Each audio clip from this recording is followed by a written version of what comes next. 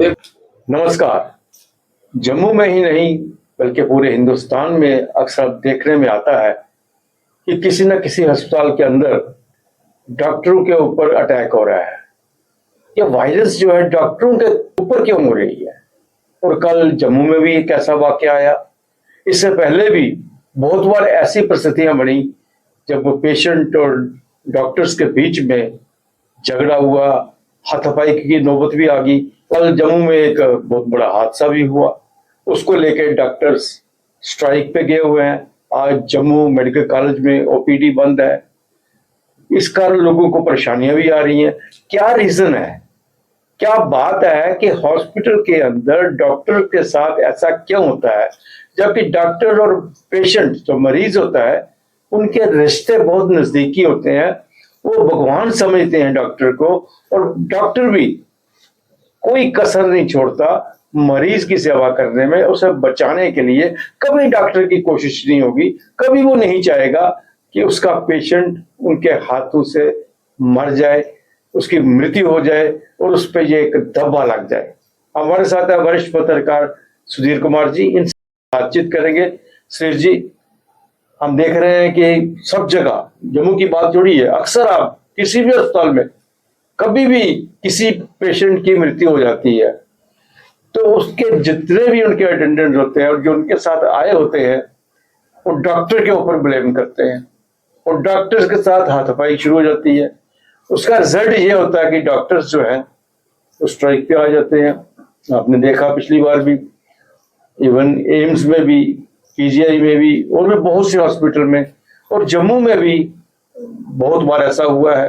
तो कल जम्मू में जो हादसा हुआ जिसमें एक पेशेंट था जिसकी वहां पर डेथ होगी, उनके परिवारजन यही कह रहे थे कि डॉक्टर की लापरवाही से ही उनके पेशेंट की डेथ हुई है। उनसे बोलचाल शुरू होगी और हाथापाई पे नौबत आ गई, जहां तक कि एक डॉक्टर को उसको मारा गया, उसको टांग जोर से हिट किया गया और उसके बाद वहां पे हालात बिगड़ गए। डॉक्टर्स ने सुरक्षा को लेके हड़ताल कर दी, जिसे लेके सभी जम्मू में एक परेशानी बनी हुई है, क्योंकि ओपीडी बंद पड़ा हुआ है। यूनियंस डॉक्टर जितने भी हड़ताल पे गए हुए हैं। क्या रीजन क्या है? क्या सचमुच डॉक्टर पेशेंट के साथ ऐसा कर सकता है? जब पेशेंट के जो रिश्तेदार होते हैं वो इतने इमोशनल हो जाते हैं कि वो आप नहीं देखते, ताब नहीं देखते और डॉक्टर के ऊपर हमला कर देते हैं। देखो दर्शी, सबसे पहली बात यह है कि हम लोगों अक्सर बोल जाते हैं कि जब एक बहुत बड़ा, जिसको कुदरती, जिसको प्रकोप जैसे कहेंगे, कि कोविड जहां पे आया था, जी जी, जिस कोविड में अगर तब लोग, ये एक धारणा थी लोगों के अंदर कि ये जो डॉक्टर हैं उनको कहा जाता था कि भगवान, गॉड इन व्हाइट कोट। हमें इस चीज को भी बोलना नहीं चाहिए कि उस समय जब हमारे घर वाले, हमारी सरकार, हमारे सब रिश्तेदार हमें छोड़ गए थे, तो यही डॉक्टर लोग, यही पैरामेडिकल्स जो है लोग हमारे साथ बिल्कुल बिल्कुल शाना बशाना हमारे साथ खड़े रहे। नो डाउट बीच में जब ऐसा कुछ होता है तो लेकिन वो मुश्किल वक्त में जब हमें हमारे परिवारजन, हमारे बिल्कुल, जबकि अंतिम संस्कार में कोई गड़बड़ा भी शामिल नहीं हो सकता था, यही करते थे। यही डॉक्टर्स लोग थे, यही डॉक्टर लोग जो थे, इन्होंने हमारे लोगों का इलाज किया, ट्रीटमेंट किया। बहुत से लोगों को उन्हें बचाया भी, बहुत से लोग नहीं भी बच पाए, उसका कोई हमें तो अफसोस है नहीं, ऐसा नहीं है, उन्होंने पूरी कोशिश की थी। लेकिन यहाँ जैसे आपने एक बड़ा रेफरेंस दिया, कल वाला जो इंसिडेंट मेडिकल कॉलेज में हुआ, ये बड़ा अनफॉर्चुनेट अदर्शी इंसिडेंट है। नो डाउट वायलेंस जो डॉक्टरों के अगेंस्ट है वो जम्मू कश्मीर, भारतवर्ष या कहीं लिमिटेड नहीं है। यहाँ पे ये पूरे वर्ल्ड के अंदर फिनोमेना, जो वर्ल्ड पूरा है, वहां पे आप जब देखेंगे तो वहां पूरे संसार के जितने भी मुल्क है सबके अंदर यही है। बट ये प्रॉब्लम जो है, इसको हम खत्म इसलिए नहीं हो पाएगी क्योंकि इसके साथ जो पेशेंट के अटेंडेंट होते हैं, उनकी इमोशनल जो जिनकी डेथ हो जाती है ट्रीटमेंट के दौरान, प्रोसीजर के दौरान, वो मोस्टली इमोशनल हो जाते हैं। इमोशनल में बहुत से गलत काम हो जाते हैं। जैसे आपने देखा कि अगर हम पूरा उस वीडियो को पूरा आपने, अगर किसी ने, जिसने, आपने भी देखा होगा, हमने भी देखा, सबने देखा, और मेडिकल कॉलेज में लकीली हम वहां पे ही थे, तो मैंने भी देखी वो वीडियो पूरी। वो पहले वो जो लड़की का भाई या उसका रिलेटिव जो भी था, वो डॉक्टर के साथ बात कर रहा था, तो उनकी वर्बल ड्यूल हो रही थी। यहाँ तक लिमिटेड है जी, वर्बल ड्यूल तक आपकी लिमिटेड है, जिसमें आप बड़े तरीके से उनसे मतलब बोलोगे, आप उसे आर्गुमेंट कर सकते हो। लेकिन उसके बाद क्या हुआ कि उसके साथ दो और लेडीज थी, इन बिटवीन एक लड़की वहां से आई, और आते ही उसने पहले उस डॉक्टर जो थी, डॉक्टरानी थी, उनको धक्का मारा अपने उसमें। धक्का मारने के बाद में उन्होंने उसके साथ बोलचाल जो जिस तरीके से वो बोली, धक्का दिया, फिर दोबारा जोर से धक्का दिया, फिर अल्टीमेटली एंड में उसने उसके एब्डामन में जाके किक मारी जोर से, जो उस डॉक्टर को वहां पे बड़ी जोर से लगी। ये आप इसको अगर हम कहें वायलेंस अगेंस्ट डॉक्टर, मैं इसको वायलेंस अगेंस्ट डॉक्टर नहीं मानता हूँ, ये असॉल्ट ऑन द डॉक्टर है। इसको असॉल्ट का नाम दिया जाता है, किसी के ऊपर जानलेवा हमला करना। अगर उसके एब्डामन में कहीं गलत जगह पे और लग जाती तो वो उसकी आसपास जान जा सकती थी। ठीक है, वहां पे दो तीन चीजें हुई। जूनियर डॉक्टर जो थे वो स्ट्राइक पे चले गए, और मेडिकल कॉलेज के प्रिंसिपल जो थे आशुतोष गुप्ता जी, उन्होंने बड़े अच्छे तरीके से उसको सिचुएशन को हैंडल किया। उन्होंने शाम को प्रेस वार्ता भी की, जिसमें उन्होंने सबको बताया कि पूरी इंसिडेंट जो थी वो पूरा उसमें इलेबोरेट करके सबको ब्रीफ किया। लेकिन यहाँ पे दो तीन चीजें और थी कि आपने ये, मैंने वहां पे जो ऑब्जर्व किया या देखा, आपने, हम सब ने देखा कि वो जो उसके जो या जो उसकी मदर थी या उसके कोई दो तीन जो एज्ड औरत थी, वो उस लड़की को पुश कर रही थी, बैक कर रही थी, जब वो डॉक्टर के साथ, उसी डॉक्टर के साथ आर्गुमेंट कर रही थी, रोकने की कोशिश कर रही थी उसी लड़की को।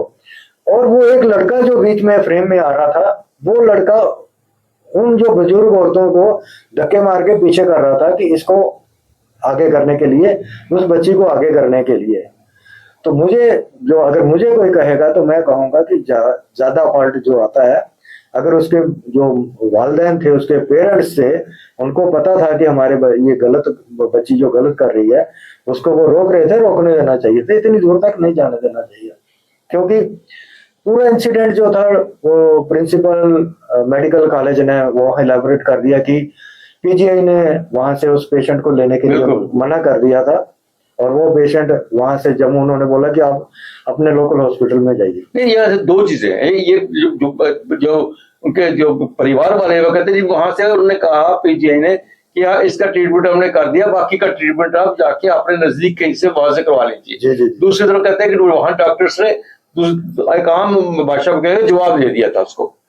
इसके बावजूद भी जम्मू मेडिकल कॉलेज में उसको भर्ती किया गया, उसकी प्रॉपर ट्रीटमेंट का शुरू होगी।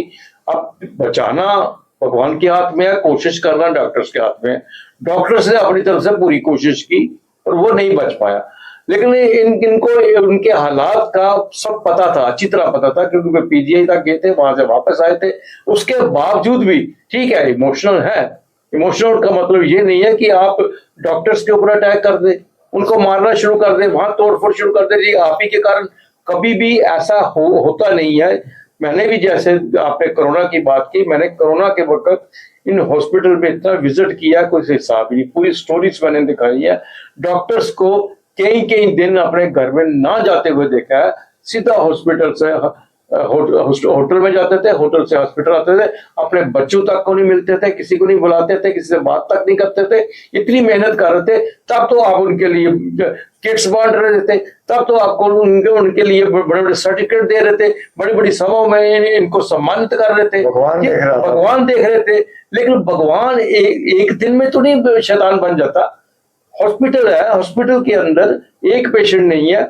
और दूसरी चीज जो मैं आपसे जानना चाहूंगा, क्योंकि आपने इसका मेडिकल और स्पोर्ट्स को बहुत ज्यादा कवर किया है। जम्मू मेडिकल कॉलेज में हमारे पास 40% कम स्टाफ की कमी है, फिर भी यहाँ पे डॉक्टर्स जो है पेशेंट के साथ जूझ रहे होते हैं। हर आदमी की यही कोशिश होती है कि पहले मेरे पेशेंट को देखा जाए, बाकी को छोड़ दो। दूसरा उससे भी ज्यादा सीरियस होगा, उसको छोड़ दो, उसकी बचने की उम्मीद होगी तो भी कहेंगे नहीं इसको छोड़ दो, पहले मेरे वाले पेशेंट को देखो। ये एक बहुत बड़ी प्रॉब्लम है यहाँ पे, जो मेडिकल कॉलेज के अंदर बार बार हमने कहा है कि हेल्थ सिस्टम चरमरा गया है जम्मू कश्मीर का, और ये बड़े बड़े दावे करते हैं उसके ऊपर।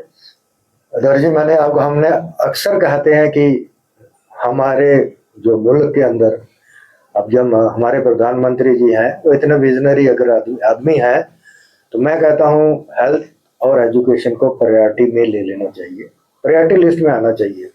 आपने बिल्कुल ठीक कहा, ये दोनों चीजें हमारी प्रायोरिटी में लिस्ट नहीं है। सरकार, हम जो इस मौजूदा सरकार है इसको दोष नहीं देते, जो पिछली सरकारें आई हैं ये तब से जो हेल्थ और एजुकेशन प्रायोरिटी में नहीं रहा। एजुकेशन से, अगर एजुकेशन अच्छी एजुकेशन होती तो वो जो लड़की थी वो इतनी एग्रेसिव या उतना वायलेंट डॉक्टर के ऊपर असॉल्ट तो नहीं ना करती। बिल्कुल बिल्कुल बिल्कुल। दूसरा, अगर हेल्थ केयर फैसिलिटी अच्छी होती तो डॉक्टर के जो पेशेंट के अटेंडेंट थे वो इतना सेटिस्फाई हो जाते थे, डॉक्टरों ने कोशिश की, अब ऊपर वाले के हाथ में था तो वो नहीं बचा पाए। ये जो डेफिशिएंसी डॉक्टर की या पैरामेडिकल स्टाफ की है, ये सरकार की है, administrative secretary health and medical education की है, ये इन्हीं लोगों की है कि आप एक जो जिसमें है ना, ये जो क्रच सिस्टम होता है ना जिसमें बैसाखी के इशारे पर, इसको खत्म कर देना चाहिए। ये पिछले 4-5 साल से हम देख रहे हैं कि ये सारा सिस्टम जो है ना हेल्थ का, वो अडॉक सिस्टम पे चल रहा है। एक आदमी डायरेक्टर हेल्थ है तो वो एडिशनल चार्ज लेके बैठा हुआ है। बहुत एक नहीं, डायरेक्टर मैक्सिमम डायरेक्टर जो एडिशनल चार्ज है, आयुष एडिशनल चार्ज में है, एनएचएम एडिशनल चार्ज में है, फिर आपके पास में दूसरे director health service Jammu duty director की है, डोडा की पोस्ट उसके पास है। तो ये जो अडॉक सिस्टम है ना, जो जिसको हम, ये जो सिस्टम है, इस सिस्टम को खत्म करना चाहिए। एक आदमी को पूरी रिस्पॉन्सिबिलिटी देनी चाहिए कि जो भी सीनियर हो, ए बी सी, जो भी सीनियर है उसको परमानेंट डायरेक्टर बनाओ, और किसी को भी एडिशनल चार्ज, जो ये जो सिस्टम है ना जिसको हम बोलते हैं एडिशनल चार्जेस वाला सिस्टम, आपने पूरा देखा सेक्रेटरीट में भी अब 50% एडिशनल चार्ज सिस्टम से चल रहा है, सरकारी एडिशनल चार्ज से चल रही है। बिल्कुल। ये जो जब तक ये जम्मू कश्मीर की बात कर रहे हैं कि जब तक यहाँ ये खत्म नहीं होगा, ये चीजें खत्म नहीं होगी। आपने, हम जब असेंबली के अंदर हमने देखा कि बार बार जो हमारे जम्मू के एमएलए तो हेल्थ के ऊपर कोई बोलते ही नहीं थे, ना इन्होंने कभी बोला। जो लोग बाहर के चिनाब वैली के थे या पीर पंचाल के थे या कश्मीर के थे, वो हेल्थ के ऊपर फोकस करते थे, एजुकेशन पे फोकस करते थे। पता ये चला कि वहां पे जम्मू कश्मीर जो हमारा प्रीमियर मेडिकल इंस्टीट्यूशन है, गवर्नमेंट मेडिकल कॉलेज जम्मू, यहाँ पे 42% शॉर्टेज है फैकल्टी मेंबर की, इसको डॉक्टर हम कहते हैं। बिल्कुल। वहाँ शॉर्टेज है। ये शॉर्टेज कोई रातों रात नहीं आई, कई सालों से है। तो आपने उस जो शॉर्टेज को है फिल करने के लिए जो सरकार है, जो एडमिनिस्ट्रेटिव सेक्रेटरी है या चीफ सेक्रेटरी है, इन्होंने क्या एफर्ट्स किए? कुछ नहीं किया। और प्रिंसिपल मेडिकल कॉलेज जो है वो पीजी से कब तक काम चलाएगा? देखो ये आपने बड़ी अच्छी बात की, पीजी से कब तक काम चलाएगा? आपने ये चीजें देखी। मैं यहाँ पे बड़े अच्छे, मैं कहूंगा कि मैं जो पीजीज है, मैं कभी भी उनके खिलाफ इस चीज को नहीं कहूंगा कि जो हमारा इमरजेंसी वार्ड है 100% सिर्फ पीजी के ऊपर चलती है जी। सीनियर डॉक्टर आपको वहां पे कभी ढूंढे भी मिलेगा नहीं। वो जो काम है राउंड द क्लॉक 24/7, वो पीजीज वगैरह वो जो होते हैं रजिस्ट्रार और पीजी, ये लोग पूरा हमारा जो हेल्थ केयर सिस्टम है ना इमरजेंसी का, ये चलाते हैं। सीनियर डॉक्टर्स को कभी भी वहां पे इमरजेंसी में ना किसी को राउंड करते देखा गया आज तक, मैं कब से देख रहा हूँ, ना ही वहां पे कभी ये किसी पेशेंट को अटेंड करते हैं।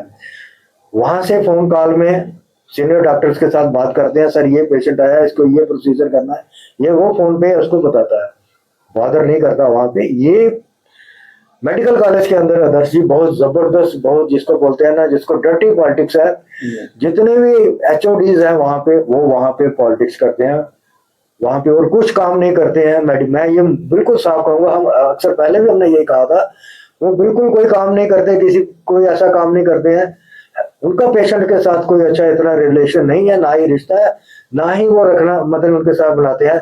उनकी प्रेफरेंस जो रहती है, जो मेडिकल कॉलेज के अंदर जो पेशेंट्स होते हैं, ये हमारे क्लिनिक में आए, क्लिनिक के ऊपर वो फोकस करते हैं। क्लिनिक में वही डॉक्टर जो होते हैं मेडिकल कॉलेज के अंदर, वो इतने प्यार से और इतने मतलब देखते हैं लोग वहां पे जाके इम्प्रेस होते हैं, नहीं जनाब आप क्लिनिक में ही चलेंगे, इनके सर के क्लिनिक में ये बहुत अच्छा तरीके से देखते हैं।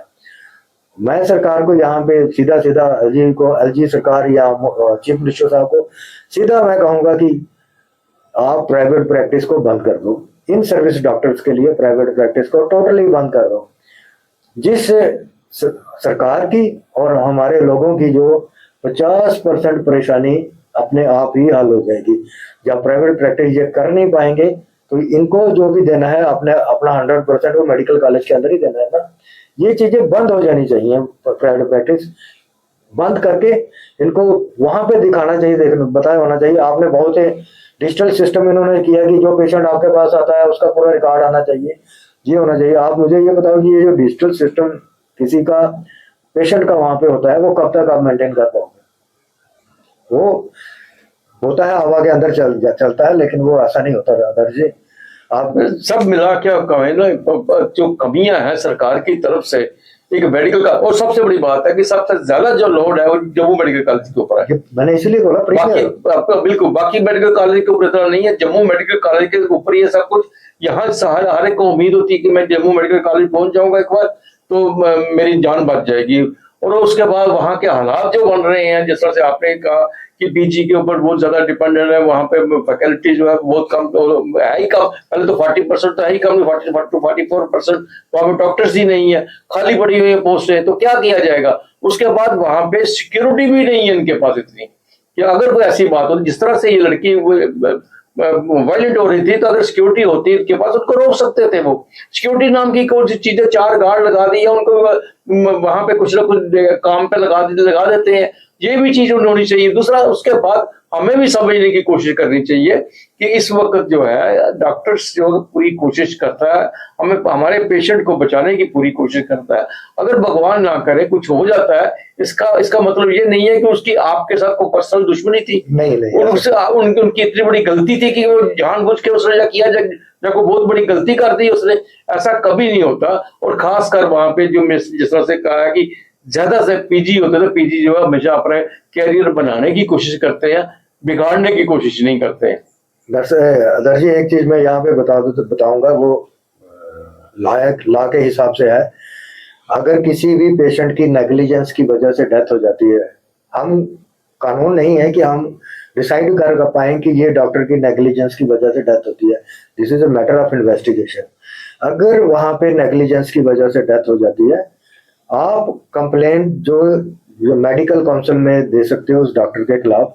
हमारे पेशेंट की जो डेथ हुई है because of due to negligence of this doctor, वो मेडिकल काउंसिल उसकी इन्वेस्टिगेशन होती है, पूरा उसका सारा रिकॉर्ड चेक होता है। अगर वो पाया जाता है तो उसका जो लाइसेंस होता है वो कैंसिल किया जाता है। ये प्रक्रिया है, ये नहीं प्रक्रिया कि नेग्लिजेंस की है कि आप किसी डॉक्टर को जाके उसके अब्डोमेन में जाके, खासकर फीमेल डॉक्टर को किक मार के उसको मारेंगे, ये कोई प्रक्रिया नहीं है। लेकिन इसके साथ साथ हम डॉक्टर से भी ये अपील करते हैं कि एक की गलती के कारण सभी पेशेंट्स को सजा मत दो, आप अपनी स्ट्राइक खत्म कर दीजिए। हालात खराब है, अमरनाथ जी की यात्रा चल रही है, वहां भी आपने देखा किस तरह से फ्लड आया हुआ है, वहां से भी कुछ रेफर हुए हैं, यहाँ पे डोडा से कुछ रेफर हुए हैं। इस तरह से बहुत सी ऐसी जगह है जहाँ पे, और ऊपर से यहाँ पे आतंकवाद खत्म नहीं हुआ, कभी भी कुछ भी हो सकता है। तो इससे पहले कि कोई बहुत बड़ी वारदात जम्मू में हो जाए, आप कृपा करके इस हड़ताल को खत्म कर दीजिए। और जिस तरह से कानून इस पर फैसला करता है, कानून अपना समय लेता है, कानून के साथ साथ इनको भी सजा मिलेगी जिन्होंने डॉक्टर पर अटैक किया था। एक बात को समझते हैं, फिर एक बार हम मेडिकल कॉलेज के प्रिंसिपल और स्टाफ को यही कहते हैं, जितनी जल्दी हो सकता है आप इस स्ट्राइक को खत्म कर दीजिए। धन्यवाद। नमस्कार।